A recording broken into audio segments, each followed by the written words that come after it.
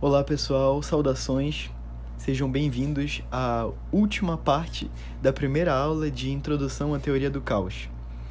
Nessa aula, a gente vai finalizar falando sobre alguns modelos que são interessantes de se aprofundar, tendo em vista a iteração linear, que é o nosso foco nessa primeira aula. A iteração linear, ela é a porta de entrada para a teoria do caos, porque estudando o comportamento da iteração linear, conforme a gente faz modificações nos parâmetros A e B, a gente começa a entender um pouco mais sobre estabilidade e instabilidade, né? Na última aula, a gente chegou a se aprofundar um pouco melhor na questão dos atratores e repulsores, e viu como isso está relacionado com o ponto fixo. A gente enfatizou, né, que se o módulo da nossa taxa de repetição, né, do nosso valor de A, for menor que 1, a gente tem um ponto atrator. Se o módulo de A for maior que 1, a gente tem um ponto repulsor.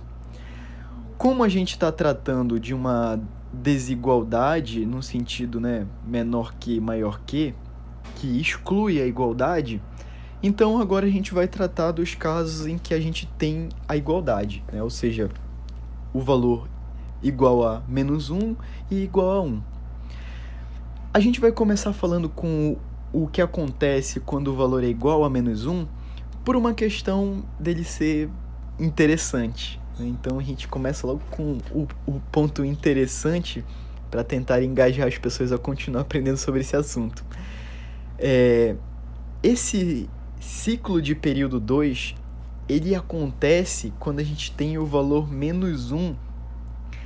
E isso é muito interessante, porque eu já vou deixar destacado aqui desde já que isso aqui, que a gente vai ver agora, é basicamente um movimento harmônico simples, discreto.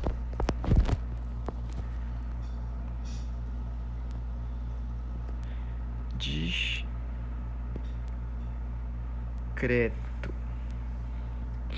Então, como assim? Eu não sei se algum de vocês lembra das aulas de física em que fala sobre o movimento harmônico simples, mas basicamente são aqueles movimentos repetitivos, né, que dado um certo período de tempo, o movimento ele volta a se repetir, né, que a gente se aprofunda em seno, cosseno, né, as funções trigonométricas basicamente. E aqui acontece uma coisa similar, só que em vez de uma questão de contínuo, né, de continuidade, como o seno e o cosseno permite, a gente tem um modelo discreto, né, que a cada unidade de tempo, né, a cada iteração, a gente tem um valor que volta a se repetir, né, a cada ciclo de período 2. Então, só para a gente destacar, né, a característica da iteração linear que é formada, é basicamente formada pelo valor da taxa de repetição como sendo menos 1, e o valor de B é arbitrário. Aqui no exemplo a gente escolheu o valor de B como sendo 10, e para começar a perceber esse ciclo, eu escolhi a condição inicial como sendo 3. Então, vamos ver aqui, né? O primeiro valor que a gente gera a partir da minha condição inicial, ele vai dar, né, o menos 3, né, porque o sinal negativo na frente da minha condição inicial, mais 10 dá 7. Agora, se eu for continuar, né, realizando a iteração, eu pego o 7, coloco um sinal negativo na frente dele e somo com 10. E aí, menos 7 mais 10, 3. Isso aqui já me mostra o seguinte, né? Eu já sei que vai repetir, porque se deu 3 de novo, né, então eu volto para o caso inicial, eu já fiz essa conta e eu sei que vai dar 7. Né? Então, ele vai ficar num ciclo que vai ficar se repetindo entre o valor 7 e 3. Vou fazer aqui um breve rascunho para mostrar para vocês como isso seria visto de uma forma gráfica, né? Então, aqui eu vou pegar aqui, esse aqui seria o ponto 3. Eu vou mudar a cor só para a gente colocar aqui. Esse aqui seria o ponto 7, digamos, né? Aqui eu vou ver se eu consigo colocar um... Opa. Só para ver aqui. Só pra gente criar um limite aqui. E aqui é a mesma coisa, né? Então, o nosso ciclo, ele ficaria assim. Eu comecei com 3, do 3 ele foi pro 7. E aí depois ele vai pro 3 de novo, 7, 3 e assim por diante, né? Nesse caso, que a gente está de um ponto de vista discreto, né, ele muda abruptamente a cada iteração, né, a cada passagem de tempo, ele muda abruptamente para o outro valor. Mas a gente pode lembrar, né, que a nossa iteração linear, ele é uma forma simplista, né, um modelo matemático introdutório, e que, portanto, né, se a gente fosse fazer algo um pouco mais robusto matematicamente, né, que o modelo chega mais próximo da realidade, a gente poderia lembrar que isso aqui se enquadra na questão do movimento harmônico simples, né? E entraria numa questão de usar senos e cossenos, né? Para quem gostaria de se aprofundar nesse tópico, queria lembrar que essas videoaulas elas estão sendo feitas junto com a elaboração de um material didático, né, um e-book sobre introdução à matemática elementar junto da teoria do caos. E dentre os materiais complementares, eu separei um PDF que mostra a relação íntima, né, entre o movimento harmônico simples e a fórmula de iteração discreta que a gente está tratando aqui. Eu não vou aprofundar muito esse tópico aqui, porque eu quero lembrar que isso aqui é uma aula introdutória, né? Então a gente está só pincelando algumas ideias, alguns conceitos, né? E nas próximas aulas a gente vai aprofundar num sentido mais matemático, mais algébrico, mais gráfico, né? Enfim. Pois bem, né? Aqui a gente tratou do que acontece quando A é igual a -1, né? Então, lembrem-se que no nosso exemplo de atratores e repulsores, o módulo de A é igual a -1, no caso igual a 1, não foi enfatizado, né? Então, isso significa que o ar ele pode ser mais ou menos 1 também, né? Então, como a gente tratou aqui o que acontece quando A é igual a -1, o próximo passo natural é tratar o A como sendo igual a 1. Bom, quando A é igual a 1, a gente tem o caso mais simples, né? O caso mais padrão que existe, porque essa aqui é basicamente a nossa função polinomial do primeiro grau, né? Como a taxa de repetição ela não muda, então a gente tem, né, se eu fosse desenhar um gráfico aqui, né, para mostrar para vocês o que acontece, isso aqui é basicamente a nossa função polinomial do primeiro grau, que é um crescimento linear dessa mudança, né? Se a gente for pensar aqui, eu até tentei desenhar o gráfico de acordo com o exemplo desde já, né, pensando que esse ponto aqui corta aqui o 5, né? Pensando que esse pontinho aqui seria o 5, né? E aí eu tenho uma análise a partir do valor 100, né? Se eu fosse fazer o gráfico aqui, se esse aqui fosse o 100, né? E aí eu teria um crescimento linear aqui a partir do 100, que basicamente, né, o que eu quero destacar desde já desse modelo simplista, né, de crescimento linear, é que no modelo iterativo, né, esse crescimento constante, né, ou seja, quando o ar é igual a 1, isso aqui é uma progressão aritmética, né? Então, o crescimento constante no modelo iterativo é uma PA. Então, a progressão aritmética. Eu até coloquei aqui, ó, progressão aritmética, onde a nossa razão, né, o que aumenta, né, conforme a cada passo, ele é o b. Né? Então, a razão é definida pelo valor de b. O exemplo que eu coloquei aqui, né, é com a nossa razão sendo igual a 5 e o x0 igual a 100. Né? Então, claramente, a gente teria, né, a cada passo crescido 5 unidades. De forma análoga ao que eu falei, né, sobre o movimento harmônico simples, né, que eu tenho um material complementar em PDF falando sobre como relacionar essa estrutura iterativa com o movimento harmônico simples contínuo, eu também tenho um material complementar que relaciona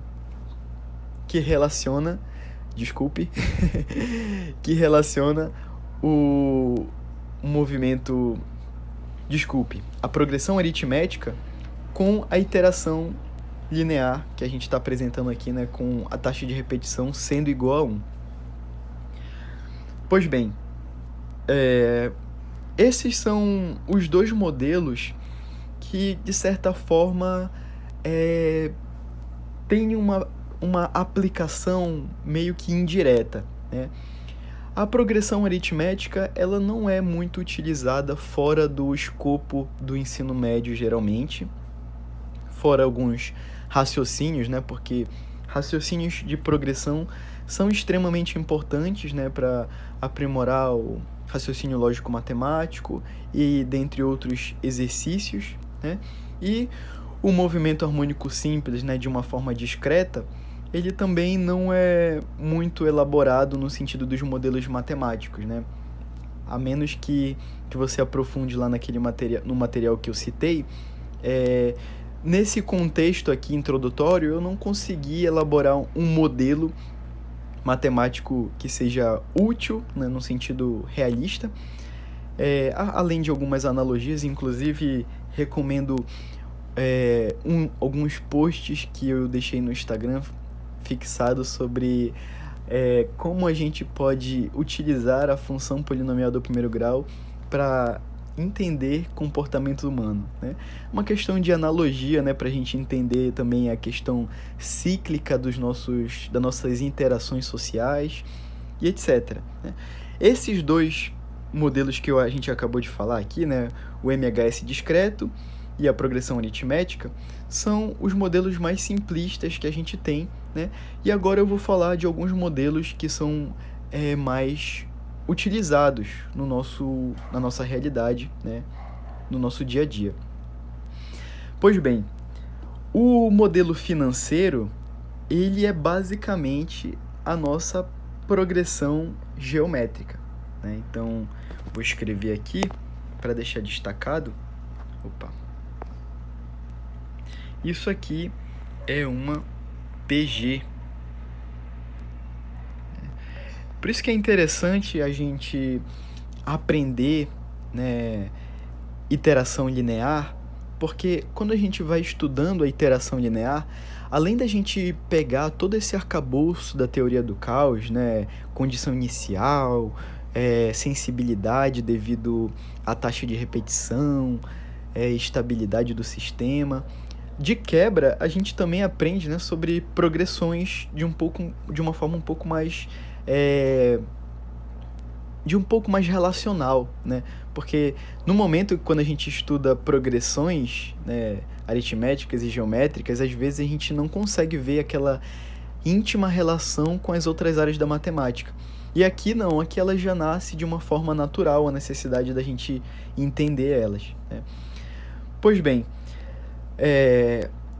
a gente diz que isso aqui, né, o modelo financeiro é uma progressão geométrica porque, como a gente viu, né, eu vou até voltar aqui nos atratores e repulsores. Esse modelo financeiro, ele é basicamente um ponto repulsor, e eu quero lembrá-los que, por ser um ponto repulsor, ele cresce exponencialmente, né? Então, como ele cresce exponencialmente, ele é uma progressão geométrica. né? Basicamente, toda a nossa economia, né, todo o nosso modelo financeiro utilizado atualmente, ele é baseado em juros compostos, né? Então, é extremamente importante a gente compreender progressões geométricas para que a gente conceba um pouco da realidade do mercado financeiro. E aqui eu coloquei um exemplo que relativamente real, né, no sentido de pensa, né, eu coloco um saldo inicial de R$ 1.000, né, eu estou tentando fazer uma, uma, uma, uma renda fixa para deixar guardado, né, em um lugar que rende 5% mensal o meu dinheiro, né? Então eu vou colocar R$ 1.000 lá guardado, né, e a cada mês eu acrescento R$ 200, né? Então, se eu for pensar que ele vai render 5% do total todo mês, então, conforme o tempo vai passando, cada vez mais eu vou ter mais dinheiro, e esse cada vez mais, ele não cresce numa proporção linear, né? Como a gente viu, que não é uma progressão aritmética, é uma progressão geométrica, né? Então, calculando os 3 primeiros termos aqui, né, os 3 primeiros passos iterativos, eu já vejo que é realmente muito uma vantagem, né? Eu guardar o meu dinheiro, né, numa carteira que rende a juros compostos, né? Porque olha só, no primeiro mês, passado esse processo iterativo, eu vou ter 1.250. No segundo mês, 1.512,50. No terceiro mês, 1.788,13, né? Então, em apenas 3 processos iterativos, né, 3 meses, eu consegui guardar R$ 788,13, mesmo depositando apenas R$ 600, né? Então foi um lucro aí de R$ 188,13 graças à progressão geométrica. Esse aqui é o modelo mais usual, principalmente para quem está querendo aprender matemática para consolidar a ideia, né, de matemática financeira. Então, eu vou cessar o assunto por aqui desse modelo para a gente avançar.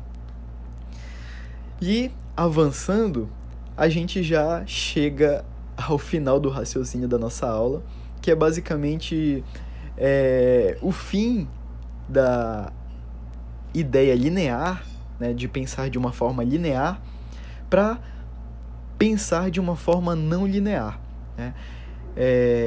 Só para a gente reaver um pouco do raciocínio que a gente acabou de passar nesses 3 modelos aqui, né? O modelo de progressão geométrica, ele já contempla tanto o repulsor quanto o atrator, né? No sentido de que se ele for maior do que 1, eu tenho que ele tende ao infinito. Se ele for menor do que 1, ele tende a 0, né? Portanto, em algum momento ele vai convergir. Se ele for igual a menos 1, eu vou ter um ciclo de período 2. E se ele for igual a 1, eu tenho uma progressão aritmética, né, um crescimento linear, né? Então, a minha iteração linear, ela permite que eu consiga contemplar esses 3 tipos de modelos aqui, né? Sendo que a progressão geométrica ela ainda tem 2 formas, né? Que pode ser a forma atrativa ou repulsiva. E tem um modelo aqui que ele não é muito útil de certa forma, né, que eu não citei explicitamente ele. A gente tem nas apostilas lá de forma mais detalhada e enfática para relembrar, que é a questão de que se eu tivesse o A como sendo 0, eu teria uma constante, né? Então, a cada passo iterativo, né, digamos, se nesse processo aqui, né, eu não tenho esse termo, então a cada processo iterativo eu ia continuar com R$ 200, né? Pensa que eu tenho uma carteira em que eu boto R$ 200 lá, e nessa carteira, né, que é uma carteira física, ela não vai acumular a juros composto, né? E portanto sempre vou ter R$ 200, a não ser que eu tire, né? Então, a cada mês que passa, se eu não mexer na carteira, vai continuar R$ 200 lá. né? Então, aqui, de novo, eu citei os modelos usuais na matemática e com analogias também na física. O modelo biológico, ele é um modelo não linear. Ele é a introdução do caos. Até agora, o raciocínio que a gente estava seguindo era um raciocínio linear. É uma iteração linear, que apesar de ser linear a iteração, a gente já percebe que a gente estava chegando em raciocínios cíclicos, raciocínios exponenciais, né, raciocínios convergentes, né? Então, a iteração linear ela é interessante porque, apesar de ela ser linear, ela não mostra resultados e modelos lineares, não apenas, né? Então, a gente já começa a ter um vislumbre do que é essa teoria da bifurcação, que um dos primeiros matemáticos que estudou isso mais a fundo foi Poincaré, que ele percebeu que ao mudar os parâmetros da função, né, de uma dada função, isso me permitiria chegar a outros comportamentos, né, ou outras análises que não são só quantitativas, né, não são só sobre números, mas sobre os gráficos, né, sobre o que aquele gráfico está me dizendo, né? Então, na equação logística, que é o nosso primeiro modelo não linear, que inclusive é um modelo quadrático, né? A gente está deixando a linearidade para encontrar o próximo modelo, que seria, né, do segundo grau. Vou só destacar para vocês aqui o raciocínio, né, da equação, mostrando que se eu fosse resolver isso, né, eu chegaria numa equação polinomial do segundo grau. Aqui, ó. O parâmetro R eu vou repetir. Aí o xn, né, entrando, fica xn aqui. Xn menos xn ao quadrado, né? Então, aqui ficaria, né, menos x ao quadrado n. Eita, tá meio ruimzinho de escrever. Mais xn mais xn, né? Então, lembrando, né, que a nossa forma quadrática normal, né, ela é ax mais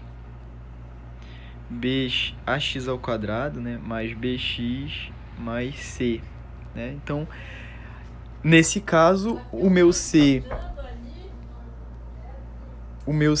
ele é igual a 0, o meu b ele é igual a 1 e o meu a é igual a menos 1.